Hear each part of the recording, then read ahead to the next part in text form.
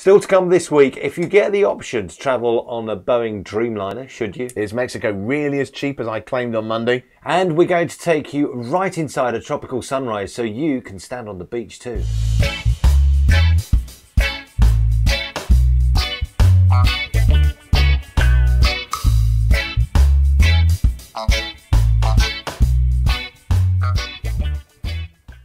Hello and welcome back to GoOnTravel.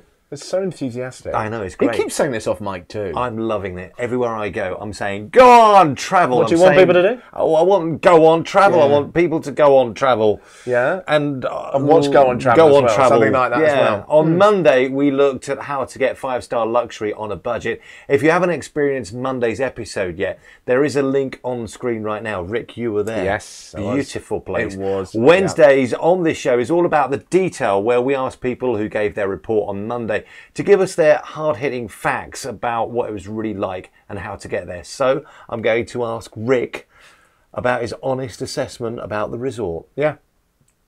I went to the luxury Bahia Principe Akumal in Mexico. So it's an all-inclusive resort.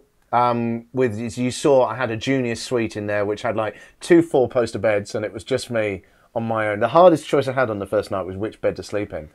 I mean, it's really tough. I would have bounced from one bed to the other. I thought about it, but I actually ended up putting my snorkel gear and everything on one of the other beds. But it was absolutely stunning, and the customer service was incredible as well. You went on your own. Would you do it again? No.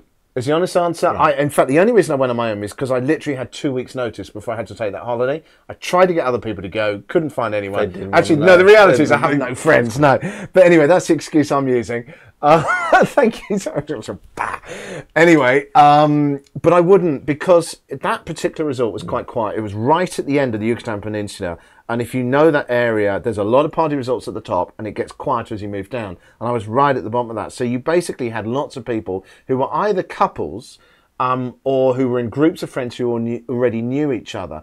And I actually found, normally I can talk to anyone, but I actually found that I wasn't particularly welcomed by anyone there. So I ended up kind of sitting rather on my own, apart from one Canadian family, and I can't remember your guys' names. But if you ever find out, thank you so much, because it was great fun. Drinking the cocktails, and they took you in. They felt sorry for you. They were really good fun. That's good. But I wouldn't go there on your own. There are better places to go on your own. But if you're in a couple or a group of friends, then absolutely I would. You keep talking about the price. How cheap was it? I paid £1,200 for it. That's British pounds. It sounds like quite a lot, but you have to remember that that includes the flight, all the food, and it was good food as well. The drink, the junior suite. I mean, it really was incredible service too. And if you work that out, it works out at what? About 133 British pounds per night. And you try finding a B&B, I mean, in our country, in Britain, for that sort of price, at that sort of level of quality. So if you compare it, and I had a quick look on booking.com, and I searched for a place that I love to go to, which is the Lake District in the north of Britain, for the same dates that I went, and you were paying on there about £855 to about £1,100 for a B&B only, for a sort of, well, not even that level of quality, to be honest. And then you add in the travel, which is not included. Remember, I flew out there, so I think that's about 60 quid. What about dinner? I mean, night with wine? Yeah, absolutely, because obviously I had the wine, I had drinks. £30 per head, would you say? Something like 30 quid a head, I suppose. Had lunch in there, 15 quid. You know, what else have we got? Drinks during the day, because remember the cocktails on the beach, as you saw, has been served too. Lovely. So that could be 15 quid, could be more. So roughly, you're talking about what, 1,455 UK? Yeah, about 1,500. I think is about right. Yeah. And so that's what, 250 quid plus more than actually paid in Mexico.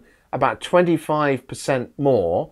And of course, in Mexico, I had a beach, 5 minutes literally from my door too.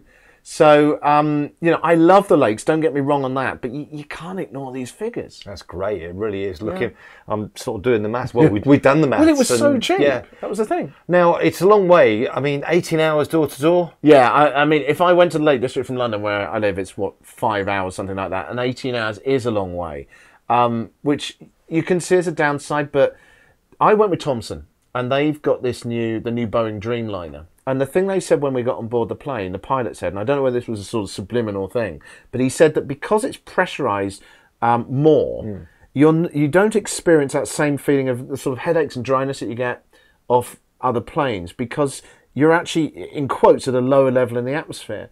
And I don't know whether that was a psychological thing, but when I got off the plane, I actually didn't feel bad at all. So it was a long way. The most annoying thing was not the plane journey, was arriving at the arrival hall in Cancun, where I waited, 45 minutes to get through? Some people have been waiting an hour, and this was in October. If you were in the height of the heat, I think that would get really annoying. But I have to say, outside the airport, they have these people standing outside who go, smile, you're in Mexico. And you can't help... You've experienced this as well, have you? Yeah. So the moment you get out of the airport, you have that really grumpy experience. You're with your bag, you're tired, and they just lift you up. You can't help it. Yeah. It's really good. And then they take you to Senior Frogs.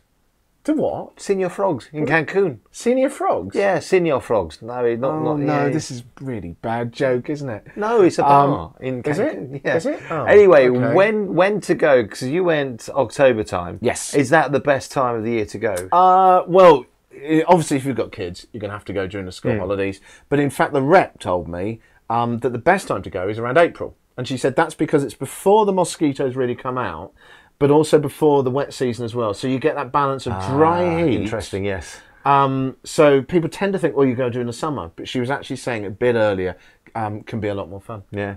In your video, it rained a bit. Was that a problem? I don't think it was. No, but, it was. Yeah. I mean, I would say half the days I was there, it did rain. Yeah. And they warned us on the coach. And, you know, when you're on that transit coach and people say, we just need to warn you, but you kind of think the worst. You think it's going to just pour the whole time and they're covering themselves. But in fact, I reckon about half the days it rained. And on those, it probably rained for no more than about half an hour. And then it dried so quickly. I mean, you know, you can see behind me. That is the beach in Akumal. It's like having a shower, isn't it?